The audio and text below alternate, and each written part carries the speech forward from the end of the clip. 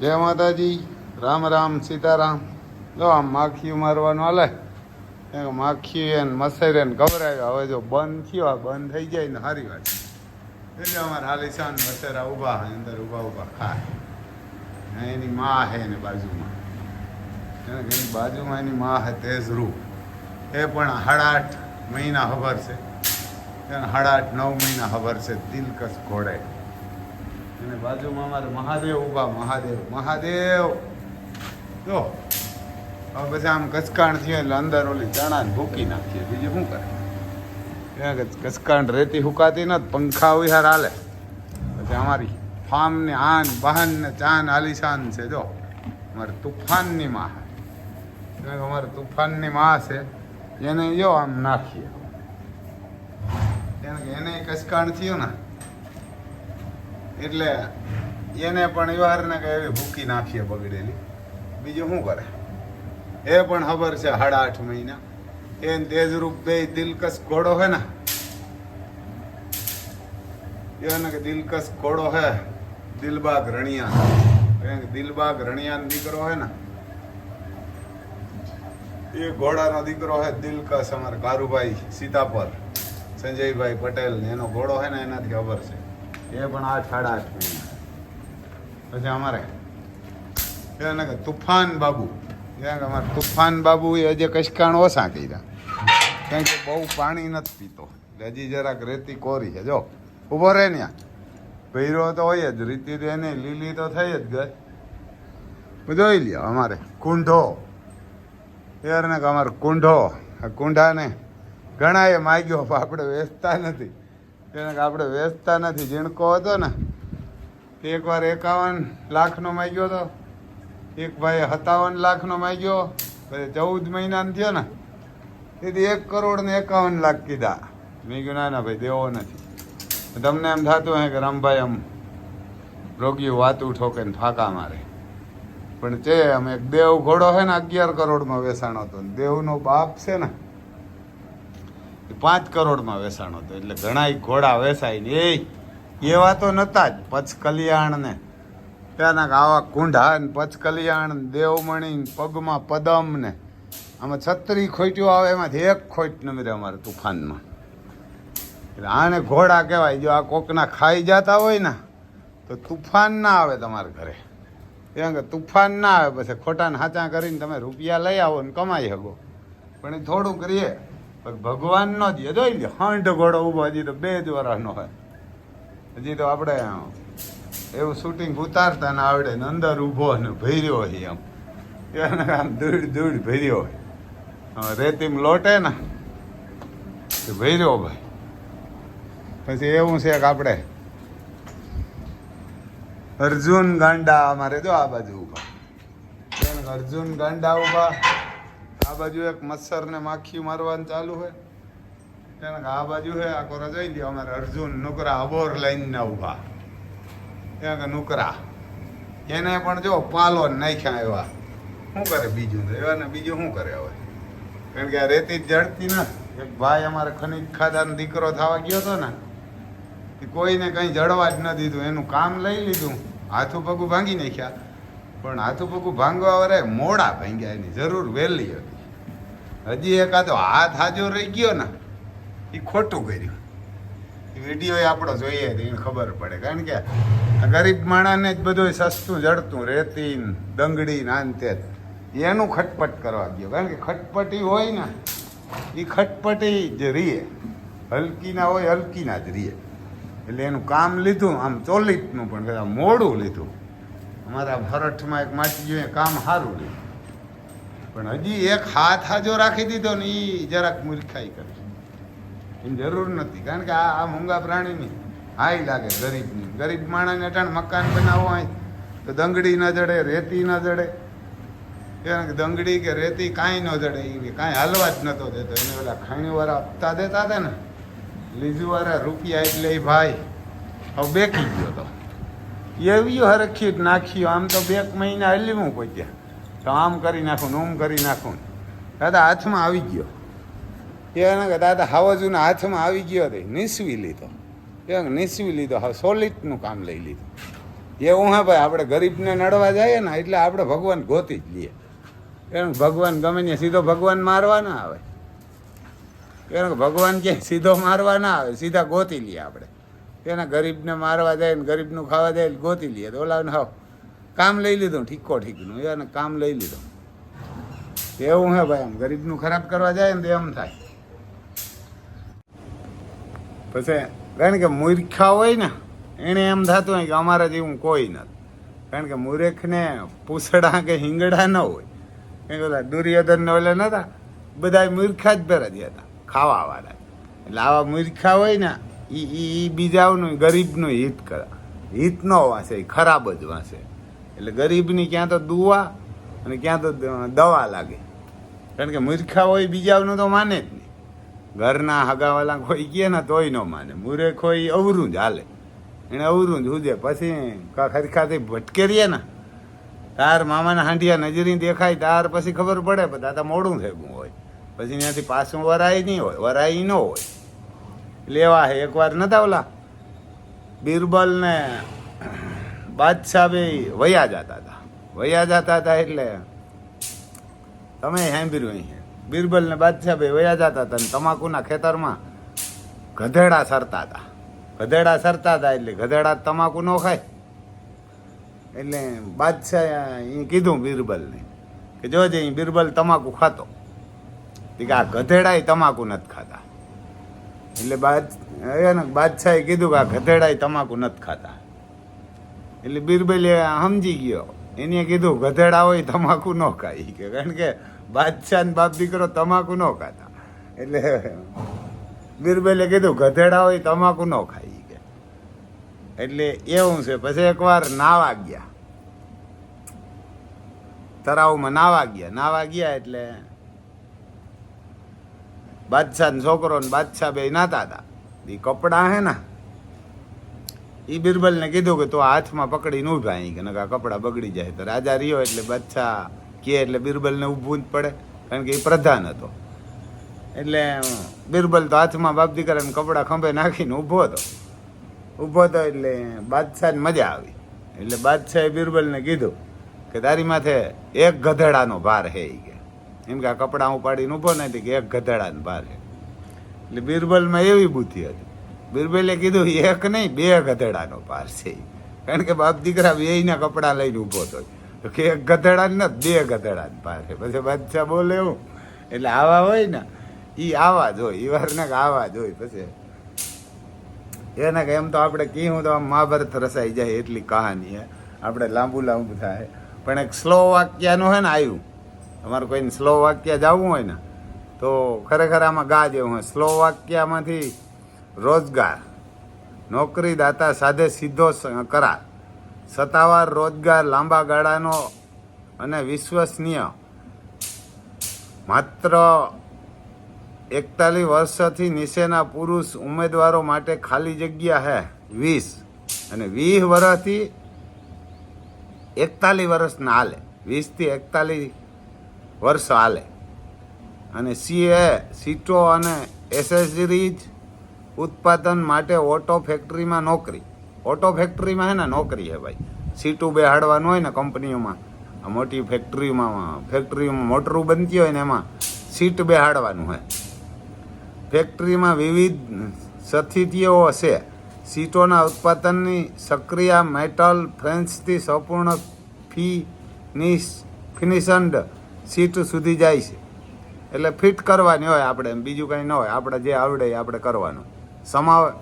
હોદ્દા સમાવેશ થાય છે થ્રેડિંગ, કેબલ, વીજળી સીટ, હીટિંગ, સુશોભન, પ્લાસ્ટિક ભાગો, હેર રેસ્ટાઇલ, ઇન્સ્ટોલન કરવા વગેરે. એટલે આમાં કંઈ બહુ ભણેલાય નથી જોતા ભાઈ. દસ્તાવેજો પ્રકાર સીડી વિઝા હે મેળવવાનો, જેને આધારે આગમન પર 2 વર્ષ માટે અસ્થાયી નિવાસ પરમિટ મેળવવા માટે. એટલે 2 વર્ષની વિઝા આપશે આપણે આ દેશી ભાષા.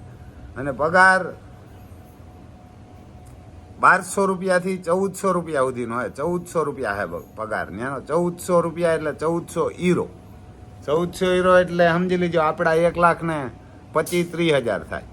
અને 1,25,30,000 થાય ને એ ખાલી 22 દીના. ઓવર ટાઈમ તમને અલગ, પછી શનિ રવિના કામ કરો તો એ અલગ. અઠવાડિયામાં આપણે 5 દી જ ત્યાં કામ કરવાનું હોય, 2 દી રજા હોય. જો એ રજા હોય ને એમાંય કામ કરો ને તો એના તમને 1.5 પગાર આપે. અને ગ્રીન કાર્ડ જડી જાય ને એટલે તમે 3 મહિનામાં જડી જાય, 2 થી 3 મહિનામાં, એ તો 100% જ. પણ આપણે તો વહેલા મોડું કહીએ કે ભાઈ 5-6 મહિના થાય, કારણ કે આપણે અહીંથી જાય ને પાછી આપણે અણી કાઢી નાખે. એટલે એ તમે 3 મહિના પછી ઘરવાળીને તેડાવી શકો, ગ્રીન કાર્ડ જડી જાય ને. એટલે એમ તો 2 જ મહિનામાં આપી દે ગ્રીન કાર્ડ. એ છતાંય કામ ન ભાવે બીજા દેશમાં તમે જઈ શકો ત્યાંથી. આ નાટોના દેશ છે, 32 દેશ છે નાટોના. એમ યુરોપના દેશ કે નાટો એટલે તો એની મિલિટરી જ અલગ છે. એ 32 દેશની મિલિટરી એક જ છે, અને એનું રક્ષણ કરે અમેરિકા. એટલે ત્યાં કોઈ દી કાંઈ બાંધણું થાય નહીં.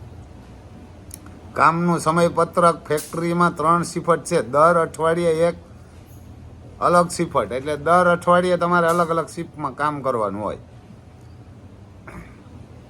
600, 1400 ને એવું લખેલું હે કાંઈ. ઓવર ટાઈમના 22 ને 6 એવાના કે 4 રૂપિયા. 22 એ તમને ઓવર ટાઈમ આપે, ઓવર ટાઈમ, પરંતુ હંમેશા એમ્પ્લોયર દ્વારા નક્કી કરવામાં આવે છે. એટલે તમારે જે ટાઈમ છે ને એ ત્યાંથી કંપનીવાળા કહે. પછી મકાન ઉપલ બનશે, મકાની છે એના મકાન પણ તમને રહેવાનું આપશે, એને રહેવાનું આપશે. અને તમારે કદાચ ક્યાંય આજુબાજુમાં રૂમ કદાચ ભાડે લઈને 3-4 ને ભેરું રહેવું હોય ને તો કંપની તમને 180 રૂપિયા ત્યાંના આપે. કારણ કે આપણે ત્યાં કદાચ રૂમ ભાડે લઈએ ને, એક રૂમ તો 200 રૂપિયાના આજુબાજુ ભાડું પડે. 5 જણા આપણે તો મોટો રૂમ હોય ને ભાડે લઈ લઈએ ને તો એમાંય તમને ફાયદો થાય. 200 રૂપિયા આમ જડે તો આ કંપનીવાળા 180 રૂપિયા આપે. એટલે 5 જણા ભેરા હોય તો એમાં સમજી લેજો 200 રૂપિયા બધાને 50 આવે, 40.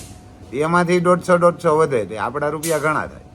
પ્રક્રિયાના સમય છે 3 મહિના. તમારે 3, પણ આપણે કીએ ખાલી 4-5 મહિનામાં. 3 મહિના થાય નહીં સ્લો વાક્યમાં, કોક દીક થઈ જાય. આપણે ભગવાનના તા સરકારી કામ છે. પછી આપણે અહીં ઘણા રાડું નાખે ને આપણે અહીં ઓલા દુર્યોધન જેવા વિરોધી ગણાય છે. કારણ કે આપણે હંમેશા સત્ય અને સાચું બોલીએ ને એટલે ઘણાને વહેમું લાગે.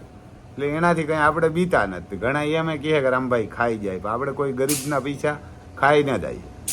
અને સુકવણી સલો વાક્યની કાર સીટ અને એસેસરીઝનું ઉત્પાદન કંપની કરે. નિશ્ચય સમાવેશ, સીવી, શોર્ટ લિસ્ટિંગ, પ્રાથમિક મુલાકાતની તૈયારી, મંત્રાલય તરફથી વર્ક પરમિટ, દસ્તાવેજો. મંત્રાલય તરફથી એટલે આ સરકાર તરફથી છે ભાઈ. ને આપણે જે કામ કરીએ ને એ સરકાર તરફથી જ કરાવીએ. દસ્તાવેજો પ્રક્રિયા ભારતમાં એમ્બેસી સાથે વિઝા. એમ્બેસી ભારતની એમ્બેસીની હોય ને ત્યાં જ આપણે સબમિટ તમે જ કરવા જાવ તે થાય, અમે ના હાલીએ એમાં. ભારતની એમ્બેસી સાથે વિઝા એપાર્ટમેન્ટ, વિઝા સબમિટ, સહાય, આરોગ્ય વીમો, એમ્બેસી વિઝા ફી, એ બધું હે. પછી આમાં નોંધણીમાં હે ને 5,000 યુરો હોય, અને વિઝા પછી 5,000 યુરો. એટલે આમ કટકે દેવાના હોય વિઝા આવ્યા પછી. એવાર ના એટલે તમારે 9 લાખ રૂપિયા અને આજુબાજુ થાય. ટોટલ રૂપિયા 9 લાખ થાય. કારણ કે 10,000 યુરો હે ને એટલે 9 લાખની ગણવાના તમારે. કારણ કે 90 ને આજુબાજુ એનો ભાવ હાલતો હોય, 90, 91, 90, 92, ક્યારેક 93 હોય, ક્યારેક 95 હોય. એટલે એમાં વધઘટ હીરોનો ભાવ થતો હોય. કોઈને જવું હોય તો આપણું નામ હે રામભાઈ સિસોદિયા, ગામ કુણવદર, તાલુકો જિલ્લો પોરબંદર.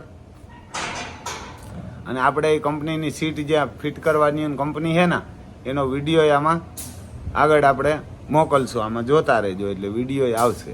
આપણે કંઈ ખાઈ જવાની જરૂર નથી. ખાઈ જવાની જરૂર હોય તો એને ઘરે રૂપિયા આપણે કંઈ ઘટતા નથી. ઘટતા હોય તુફાન વેચી નાખીએ. એના આપણે ઘટતા હોય તો 1.5 કરોડનો માગ્યો તો વેચી નાખવો. જેને ઘરે 1.5 કરોડનો ઘોડો ઊભો હોય આ કંઈ તમારે 9-10 લાખ ખાઈ ન જાય. એને ખાઈ ન જાય. હા, એમાં વહેલા મોડું થાય.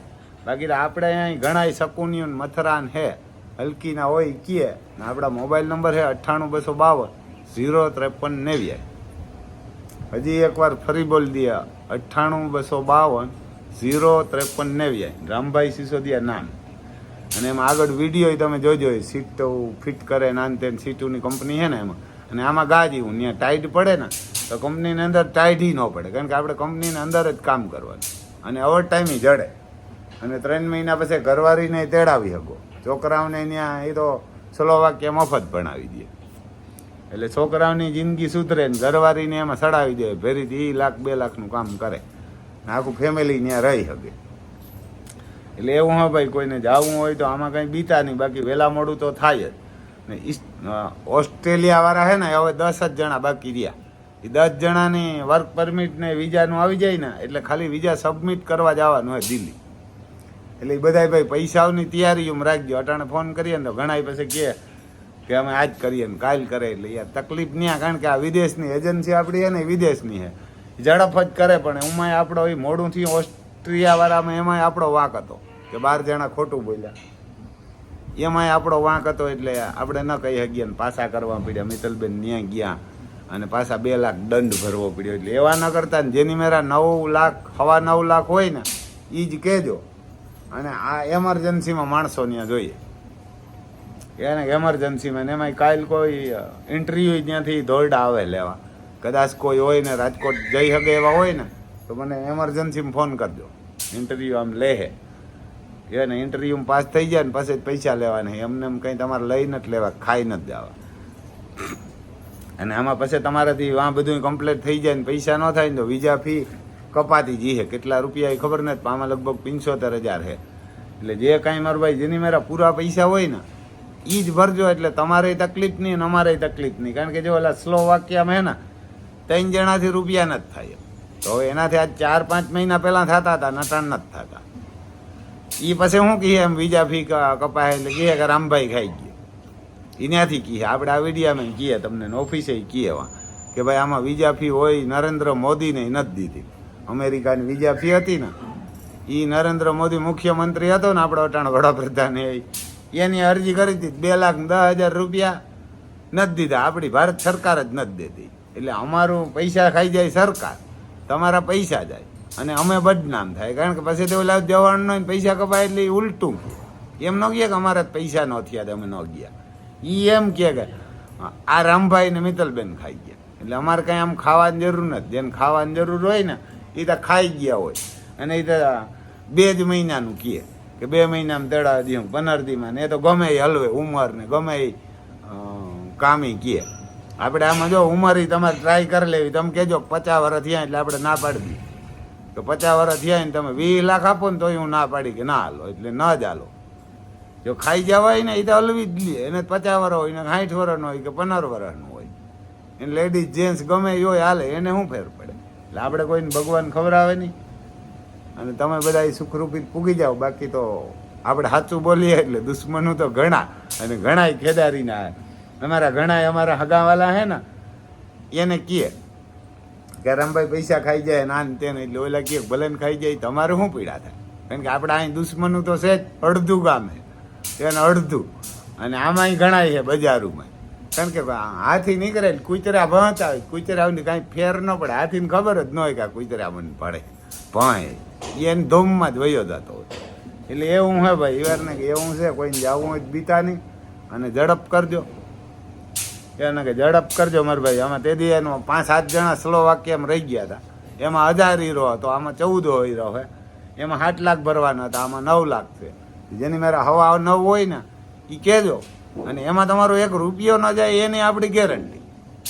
અને મને જ ફોન કરજો. એમાં આ 2-3 જિલ્લાવાળા છે ને એ તો કોઈ મિત્તલબેનને કહેતાય નહીં. પોરબંદર, દેવભૂમિ, દ્વારકા અને જુનાગઢ. એ તો મને જ ફોન કરજો. એટલે કોઈક સારું માણસ કામ કરે. કારણ કે આપણે બધા લોઢા ભટકીએ એટલે વ્યવહારે સમજી લઈએ ને ઓલા ન સમજી શકે. એ તો ગરીબ માણસ દીએ પછી. એટલે એવું હે ભાઈ. આમાં આપણે વિડીયો આગળ હમણાં ફિટ કરીએ. ને એક ધૂંહરી છે ને, ધૂંહરી આપણે ગાડાને જોઈએ. કોઈ મારા હોય ને કહેજો, આમાં ફોટાને વિડીયો નાખીએ.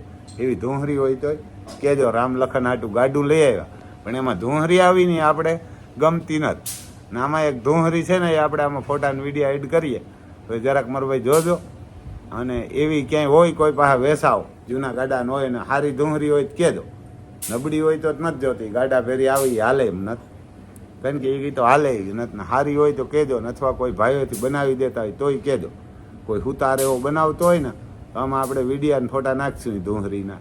એવી ધૂંહરી જોઈએ આપણે.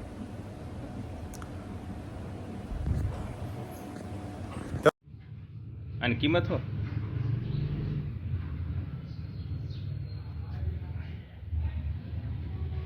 કેટલા લેવાના છે એ તો કયો? મને 2400 રૂપિયા કહ્યા હતા પેલા ભાઈ. 2400